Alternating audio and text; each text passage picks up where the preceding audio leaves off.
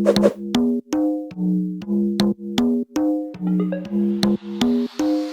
Guillermo, ¿qué tal? Muchas gracias por recibirnos. ¿Cómo estás? Es un placer. Gracias. Bueno, quiero preguntarte varias cosas, pero quiero que empecemos hablando sobre la interna que hay en este momento en el Frente de Todos. Sabemos que hace unas semanas Alberto Fernández anuncia un acuerdo con el FMI, que vamos a hablar de eso un poquito más adelante. Máximo renuncia a la presidencia del bloque, se empieza a notar más como que hay un sector más conservador, otro más progresista. Bueno, vos conformás el partido Principios y Valores. Quiero consultarte cómo ves vos qué sucede con esas grietas internas, porque al final el peronismo siempre parece que se une. Entonces te consulto si realmente hay una grieta o es más bien una apariencia.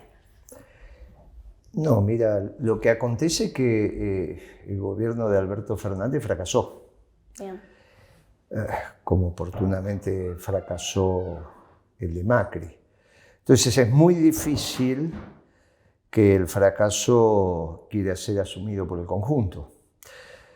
En el caso de Cristina le queda la posibilidad de pedir perdón. Ella debería hacer una carta al pueblo argentino diciéndole simplemente perdón.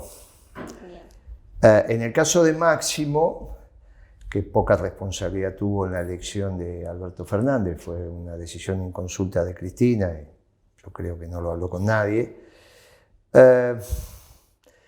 simplemente está preservándose para ver si tiene alguna oportunidad dentro de una década. Los fracasos gubernamentales hacen que los actores sustantivos, no en términos personales, Alberto Fernández no tiene ningún retorno, pero ese espacio político socialdemócrata, que es la base, la tercera vez que fracasa. Fracasó con Alfonsín, fracasó con la Alianza y ahora fracasa con Alberto.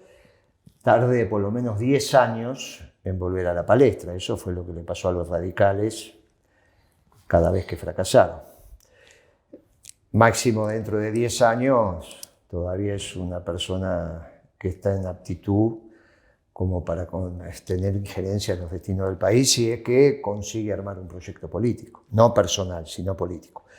Se tiene que comprender que la Cámpora se quedó sin proyecto político.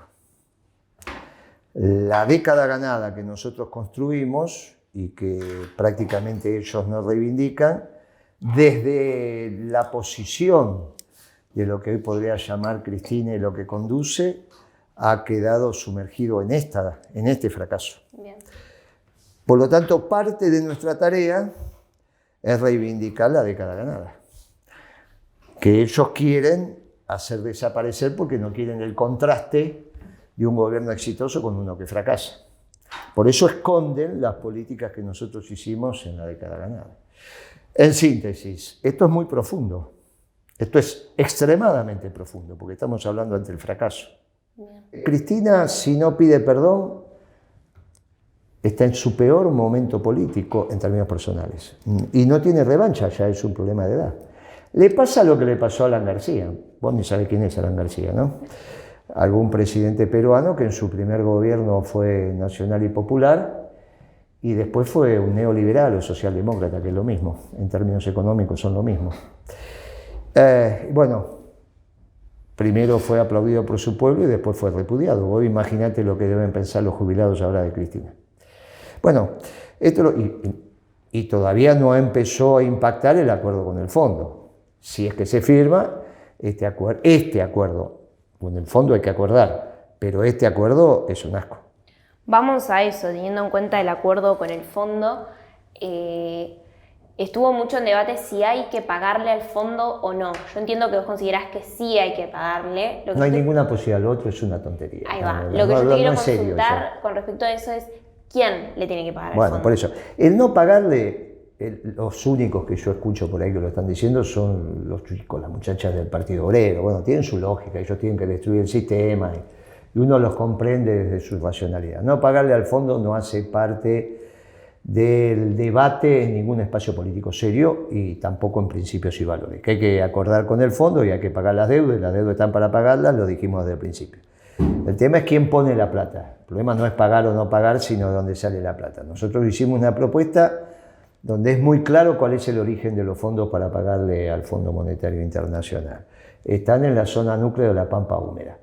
La pampa húmeda tiene 4 actores centrales. Para que vos veas la soja, el maíz, el trigo, interactúan 4 actores centrales. Los trabajadores, calificados o no calificados, sean los peones rurales, sean los veterinarios o los ingenieros agrónomos o lo que fuere. Los contratistas, que son los dueños de esas grandes máquinas que vos ves en la ruta, que por la envergadura que tienen esas máquinas, solo se amortizan en la medida en que ofrecen el servicio a distintos productores. Son máquinas de $500.000, etcétera, etcétera. O sea, no son máquinas, no es un tractorcito. Después tenés los productores, que son los que organizan la producción, y después tenés el dueño de la tierra. Hoy lo que vos tenés que resolver es, la plata la tiene que poner el dueño de la tierra y cómo la pone. Subís las retenciones al máximo. Al subir las retenciones al máximo le quitas capacidad de ingreso al productor porque la facturación que hace va a ser menor, pero por el otro lado le tenés que bajar los costos y el costo que le tenés que bajar es el costo del alquiler. A su vez le tenés que bajar el costo del combustible, pero en el caso que nos compete, el costo del alquiler. Conclusión, lo que el productor recibe de menos como ingreso también tiene que pagar de menos porque te bajas el costo, con lo cual lo que le queda sigue siendo lo mismo. Obviamente el que está poniendo la plata es el terrateniente, al cual se le estamos pidiendo un esfuerzo patriótico y se lo vamos a resarcir con un bono a 25 o 30 años, de tal manera que con la plata que hoy ponen los terratenientes le pagamos al fondo y le reconsideramos su esfuerzo patriótico dándole un bono que cuando la Argentina sea nuevamente una potencia media en el concierto de las naciones se va a poder pagar sin problema. Desde ya no somos Grabois, no somos el Partido Obrero, nosotros no tenemos nada que ver con el derecho de propiedad, simplemente le estamos diciendo, muchachos, estas 1000 familias son las únicas que están en condiciones de poner $7.500 millones por año y ordenar, no solo con el fondo, sino también con los inversores extranjeros privados. Tenemos en cuenta ciertos indicadores. Hace poco salió que la inflación de enero fue 3,9, sube el pan, desocupación. Yo soy por ahí una generación más joven y sentimos que hay un sector del peronismo que respondió un montón a nuestras demandas en su momento. Se sancionó el matrimonio igualitario, se sancionó el aborto el año pasado. Entonces, lo que te quiero consultar es dónde sentís vos que quizás en mi generación, primeros trabajos universitarios, estudiantes, dónde sentís vos que está la urgencia en los argentinos y las argentinas hoy. ¿Hacia dónde está mirando y qué necesidad tiene más latente hoy el argentino? Mira, sigue siendo el mismo de siempre. Una patria grande con un pueblo feliz. Yo no sé por qué aparentemente tenés resuelto con el tema del aborto algún tema de tu generación y no la gente que se muere de hambre. En mi época, cuando yo tenía tu edad, era el problema de la gente que se moría de hambre. Esa gente argentina, yo caminé el país, veo, hablo, nunca me plantearon esos temas. Quizás era el tema de algún sector social, pero no era un tema... Más, yo estuve con el padre Pepe y él me decía, mirá, acá en la Cárcova nadie me pide el tema del aborto. Nadie. Está bien, el problema es que no tienen casa, no tienen luz, no tienen trabajo. Las injusticias por las cuales emergió el peronismo. Esa es la urgencia de hoy. Y no hay ninguna duda. Hoy y ayer. Ojalá que no sea mañana. Mientras yo tenga un mundo injusto y una Argentina injusta, esas son las demandas para mí. Ahora, yo acepto que ustedes, vos, obviamente, si me lo estás diciendo es porque lo sentís así, que vos considerás que el aborto no sé qué te resolvió en tu vida. Bueno, qué sé yo. Yo sigo caminando por la calle y veo cada vez gente durmiendo en las veredas y a mí me da pena, es un cuchillazo en el corazón. Aparentemente, por lo que me acabas de decir vos, en tu generación no, pasan al lado de la gente que está durmiendo en la calle y no les pasa nada. No, total, le dieron el aborto. Las dos son demandas. No, pero ¿sabés la distancia que hay entre una y otra? Seguro que sí. Ah, bueno, entonces resolvamos las más importantes. Por eso te consultaba cuál era la urgente. Pero sigue siendo la de siempre. No hasta que no tengamos un pueblo feliz. ¿Vos lo ves al pueblo argentino feliz? Hay sectores que sí, sectores que no. Bueno, al pueblo, como yo cuando hablo del pueblo, hablo de los sectores populares. A mí los muchachos que se compraron los 300 aviones, yo no me molesto, pero la verdad que no son los que estoy contemplando acá en el marco del pueblo. Yo veo un pueblo absolutamente infeliz. Absolutamente infeliz. Ni te digo estos 3 últimos días donde estuvieron estas movilizaciones tremendas ahí al Ministerio de Desarrollo. La verdad que yo paso por ahí y es una tristeza enorme. porque ni siquiera son reivindicaciones de sectores trabajadores, no son las famosas luchas de la patronal contra los trabajadores. Eso ya lo que alguna vez definieron como lumpenproletariados.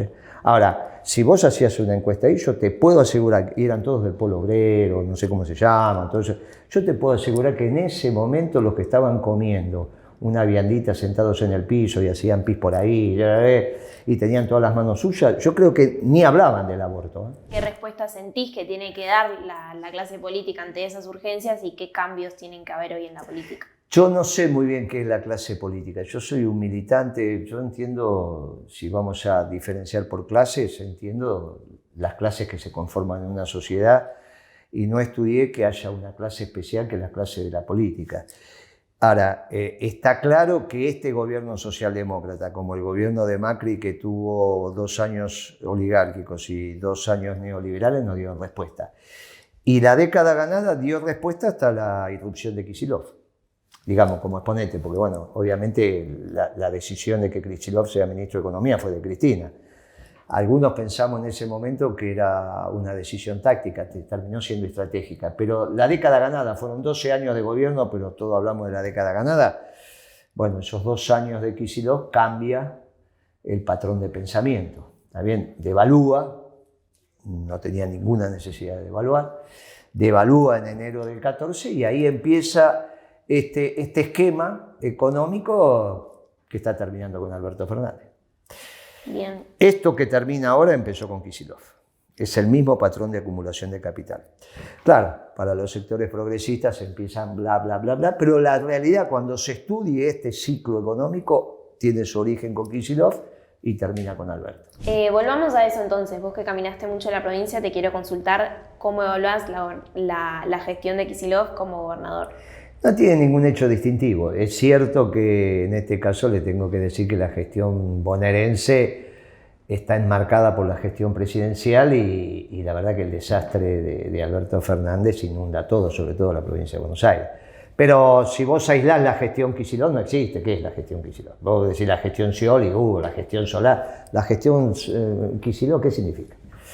No significa nada. Ni hay ningún hecho distintivo para decir, esto es gestión Kicillof. ¿Qué vas a decir? La vacunación es una tontería. Eso, ¿qué vacunación? La vacunación fue la gestión Kicillof, es una estupidez eso. Bien. No la vacuna, que no es ninguna estupidez, pero eso es un hecho de una política sanitaria que la podía haber hecho el gobernador o un director nacional. Juntaba a los directores nacionales de los hospitales y que para qué lo hacían mejor. O sea que eso no es un hecho distintivo de un proyecto político para la provincia de Buenos Aires. No, la gestión Kicillof vacunó, es una tontería. A mí me vacunaron toda la vida y nadie se vanaglorió de eso, ¿no? Kicillof para vos entonces no tiene un proyecto político. No tiene nada, bueno, el proyecto político de él fracasó con Alberto Fernández, pero a su vez dentro de eso no hay ningún hecho distintivo de la gestión Kicillof, no va a quedar nada. ¿Cuál considerás que son los principales problemas en la provincia? Igual que en Nación, igual que en Nación. Hay un problema económico, no hay trabajo, hay un problema de seguridad en la provincia que es obvio, y a su vez le pega en esos 2 temas la mala política de relaciones internacionales que hace el presidente. Pero bueno, en este caso no es de Kicillof, obviamente esos poderes están delegados en el presidente. Los 3 problemas de la Argentina son relaciones internacionales, tiene que ver con la economía y tiene que ver con la seguridad. El presidente no se hace cargo de la seguridad de su pueblo. Kicillof tampoco, ¿no? Bien. Ahí lo tiene a Bernie. ¿Por qué puede hacer? Bernie, ¿qué puede hacer Bernie? ¿Cómo evaluás la gestión? ¿Pero qué puede hacer Bernie? ¿Qué puede hacer? ¿Puede llamar al presidente de la Corte Suprema de la provincia y decirle, mire, tengo un juez que vive por encima o a un fiscal? No puede. El único que puede hacer esto es el presidente. No, ¿qué puede hacer Bernie? Porque la seguridad es un problema policial. ¿En serio Bernie puede pensar que la seguridad es un problema policial? Se tiene que hacer cargo el presidente. 3 horas de su día de trabajo se tiene que dedicar a resolver tu seguridad. ¿Cómo lo resolverías vos? Y primero es el principio de autoridad. Primero es el principio de autoridad. Después tenés que diferenciar los campos. Los que están con uniforme están con uniforme. Los que no están con uniforme juegan en otro equipo. Y después hay que definir con precisión cuáles son los delitos que el presidente personalmente se tiene que hacer cargo. La cocaína es un tema policial y de la justicia. ¿Y el Paco? Un tema del presidente. Más político. Un tema del presidente. Lo que daña al pueblo irremediablemente en 6 meses, 1 año, es un tema del presidente. Lo demás Ahí tenés a la justicia, en el caso de la provincia, a los fiscales, los jueces, y si no, si es un delito federal, y directamente los jueces decidirán si delegan o no la investigación, y su brazo auxiliar, que es la justicia, la policía, la fuerza de seguridad. Pero los delitos que le molestan al pueblo y que lastiman al pueblo son del presidente. A nivel La Plata, tu partido, ¿qué propone? Bueno, se lo tenés que preguntar explícitamente a los dirigentes platenses. Lo que nosotros podemos decir, La Plata es la 8ª sección electoral y es muy relevante, es un distrito muy particular. Pero está claro que el puerto de La Plata es un tema central. Si vos me lo preguntás, el puerto de La Plata es un tema central. Las áreas de producción vinculadas a La Plata son un tema central. Estamos hablando de los productos fruta y verdura, básicamente. Lo que nosotros tenemos, hay algunos núcleos industriales vinculados a La Plata que son importantes y obviamente no vamos a negar la importancia como capital administrativa de la provincia y el complejo estudiantil que tiene, ¿no? Entonces, La Plata como núcleo es un espacio que nosotros lo recordamos como la vieja ciudad de Vaperón, ¿está bien? Así era su nombre. Para nosotros es muy importante. Fue un núcleo duro del peronismo durante muchísimos años, pero muy importante. Yo ni te cuento en mi época de Juventud Peronista. Las columnas de Juventud Peronista que venían de La Plata eran fenomenales. Venían en tren. Eran fenomenales, fenomenales. Estamos hablando de miles de compañeros. Bueno, ahí obviamente la impronta estudiantil tenía mucho que ver, pero me parece que hay que recuperar esa Plata pujante que supimos tener. Y en un gobierno peronista esto lo vamos a poder hacer. Con un gobierno peronista nacional y un gobierno peronista provincial, seguramente volveremos a tener un intendente peronista. Y ahí vas a ver la diferencia. Bien, te quiero traer un poco a las 20 verdades peronistas. Te quiero leer la primera, que bueno, ya la conoces. Pero dice: la verdadera democracia es aquella donde el gobierno hace lo que el pueblo quiere y defiende un solo interés, el del pueblo. En ese sentido, te quiero consultar si están dadas las condiciones para otro gobierno peronista y te quiero consultar hacia dónde lees vos que va el peronismo en este momento. Empecemos por el final. Esta es la primera vez que los peronistas discutimos que quizás no tengamos continuidad histórica. Es la primera vez, mirá que yo empecé en esto a los 14 años, hace 52 años que hago política, siempre en el peronismo. Esta es la primera vez que esto se debate entre los compañeros. Por lo tanto, esta discusión trasciende no solo en la acción política, sino fundamentalmente, como decía Perón, que somos cuerpo y alma. Trasciende a tu alma, es muy importante.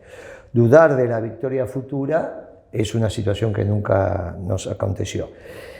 Y esto es triste y muy lamentable porque el peronismo hoy emerge como la única doctrina verdadera. Lo que es verdadero ilumina, tenemos un problema de objetivación. Porque este muchacho está con la camiseta, y de hecho es el presidente del Partido Justicialista, e implementa unas políticas socialdemócratas. Que esto vos lo tenés muy claro en el reportaje que le hizo Fontevecchia, ¿no? Donde él mismo se clasifica como socialdemócrata. No es que yo lo digo por decir, él lo conozco hace 30 años y siempre lo dijo, pero aparte lo verbalizó, porque algo que no hace Alberto Fernández es no ser transparente. O sea, estas tonterías que volvés de Alberto Fernández siempre fue así.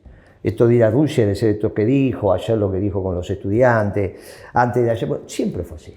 Siempre así. Hacer una cuarentena estricta y él tener una fiesta, porque cómo le va a decir que no a su señora y encima después le echa la culpa a su señora que hizo la fiesta. Ese es un Alberto Fernández pleno. Por lo tanto, cuando él dice que es socialdemócrata, es la profundidad de su pensamiento. El peronismo estamos en un proceso obviamente de reconstrucción y tenemos algunos meses para lograrlo. Si Alberto Fernández se mira del espejo y en vez de autopercibirse exitoso, se autopercibe fracasado, o sea, se impone la realidad, porque el problema de la autopercepción es que la realidad deja de ser un criterio de verdad. Si él, en vez de autopercibirse exitoso, ve la realidad y ve que es fracasado y renuncia, nos hace un favor. Tras cartón, Cristina también tendría que pedir perdón y ver si hacemos un gobierno peronista. Con eso tendríamos la posibilidad de acá a 2 años de alguna revancha. Pero la verdad que estamos muy complicados. Como están las cosas hoy. Imagínate cómo va a ser esto. Si todavía no se objetiva la realidad que cerraste con el fondo y ya perdiste las elecciones, te podés imaginar Macri acordando con el fondo y el fondo dándole 44.000 millones de dólares, perdió las elecciones. Ahora, vos acordás con el fondo, no te viene $1 y tenés que cumplir.